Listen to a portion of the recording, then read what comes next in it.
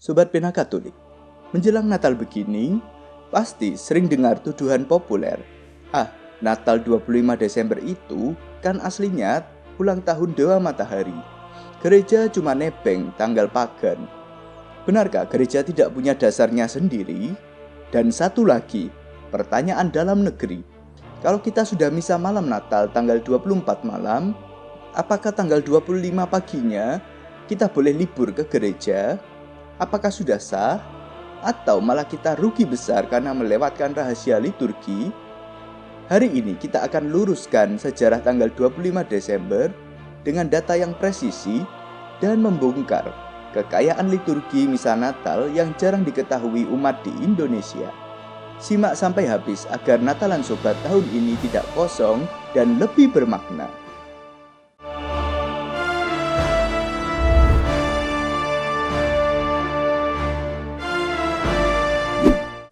Banyak yang bilang, gereja mencuri tanggal 25 Desember dari perayaan Romawi bernama Sol Invictus.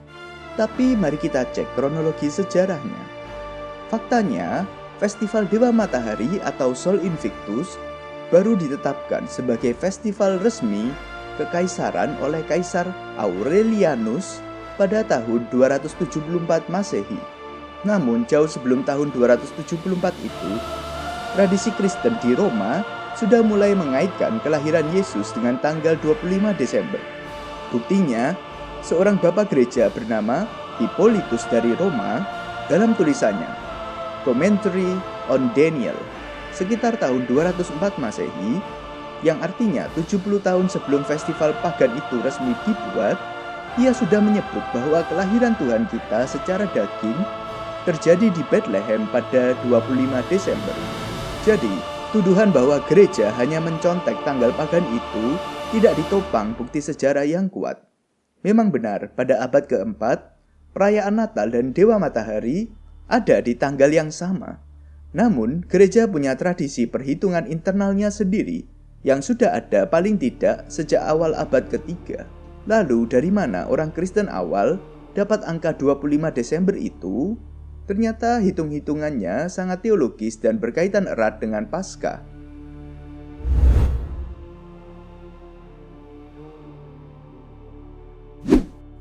Apa hubungan antara kematian Yesus dan kandungan Maria?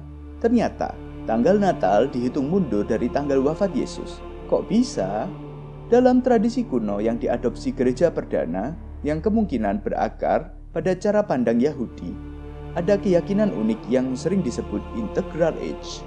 Keyakinan bahwa nabi-nabi besar itu dikandung atau konsepsi dan meninggal dunia pada tanggal yang sama.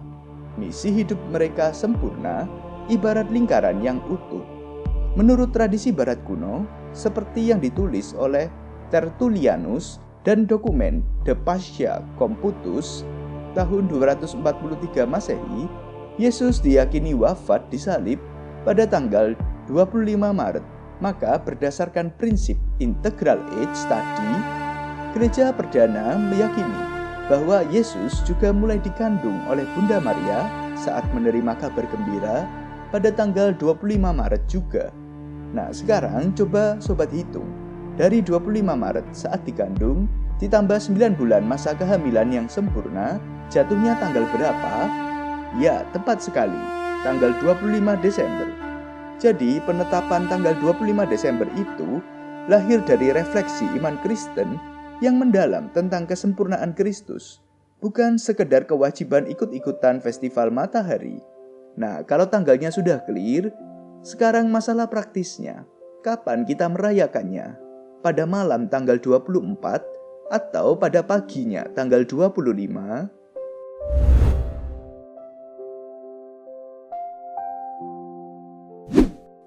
Banyak umat di Indonesia mengira misa Natal itu cuma satu jenis. Pokoknya datang, nyanyi malam kudus, selesai. Padahal dalam buku induk liturgi, Misale Romawi, gereja menyiapkan 4 jenis misa Natal yang berbeda loh. Natal bukan peristiwa sesaat, tapi sebuah misteri yang bertahap. Gereja menyiapkan 4 formulasi misa dengan bacaan Injil yang berbeda, ibarat 4 babak dalam sebuah kisah. Misa Vigili, sore menjelang Natal.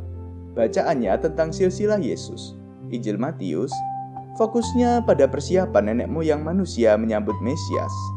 Misa malam, In Nocte, ini yang paling populer. Bacaannya tentang Maria melahirkan di palungan. Injil Lukas, fokusnya pada peristiwa sejarah kelahirannya.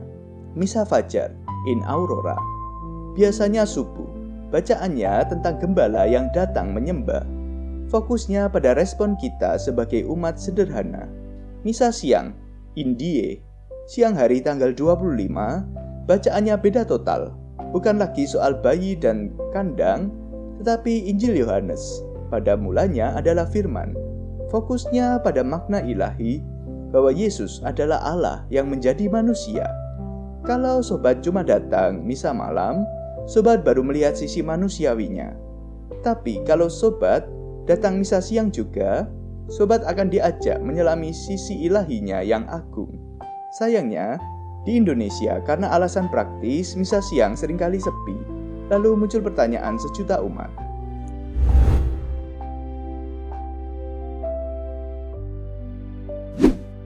Nah, pertanyaan sejuta umat itu adalah, kalau saya sudah misa malam Natal tanggal 24, apakah tanggal 25 pagi saya wajib ke gereja lagi? Kalau nggak datang, dosa nggak ya? Jawabannya tegas.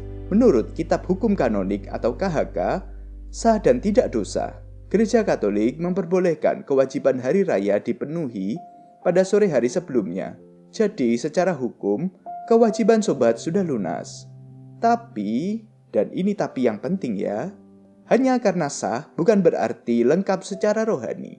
Seperti penjelasan 4 formulasi tadi, kalau sobat hanya misa malam, sobat kehilangan kekayaan rohani bacaan misa siang yang sangat dahsyat tentang firman menjadi manusia. Sayang sekali kan setahun hanya sekali, tapi kita melewatkan puncak perenungan teologisnya hanya karena merasa sudah setor muka di malam hari.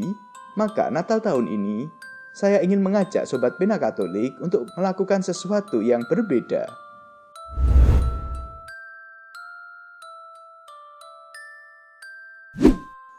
Natal bukan sekedar kewajiban setor muka, tapi perjumpaan cinta. Sekarang kita tahu, tanggal 25 Desember punya dasar teologis Kristen yang kuat dan bukan sekedar ikut-ikutan pagan. Natal punya 4 babak liturgi yang indah, dari sore, malam, fajar, hingga siang. Kalau fisik dan waktu sobat memungkinkan, cobalah tahun ini datang misa 2 kali, atau setidaknya bacalah bacaan Injil misa siang di rumah, Yohanes bab 1, untuk melengkapi permenungan sobat. Jika video ini mencerahkan, meluruskan mitos-mitos yang sering beredar, serta makin menguatkan iman sobat, mungkin Tuhan juga ingin memakai sobat untuk menguatkan yang lain. Jadi silahkan sobat bagikan video ini ke grup WA keluarga atau lingkungan, agar kita semua merayakan Natal dengan pemahaman yang benar dan bukan sekedar ikuti arus. Dan supaya sobat tak ketinggalan info-info mendalam tentang iman akan gereja yang satu, Kudus, Katolik, dan Apostolik, pastikan sobat subscribe channel Pena Katolik ini dan menyalakan lonceng notifikasinya. Semoga sobat semua semakin bertumbuh dalam iman, pengharapan, dan kasih. Selamat Natal untuk sobat dan keluarga. Terima kasih sudah menonton sampai habis. Sampai jumpa di video mendalam berikutnya.